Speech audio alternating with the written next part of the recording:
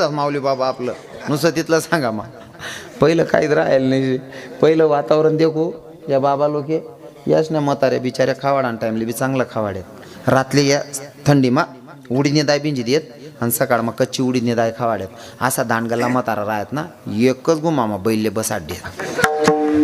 असा म्हातारा राहत पहिला आता 23 वर्ष ना पोऱ्या हातले पाटा गया मग गुंडाईन फिरायना म्हणतं काय रे भाऊ काय वेगळे म्हण मला बकरीन गोमाल दे ना तिने आणणार गंदा मारतून गंदा बकरीन गोमाल दे ना हात बोलली ना बानड सुरूत ना खावायला चांगलं नाही ना बाबा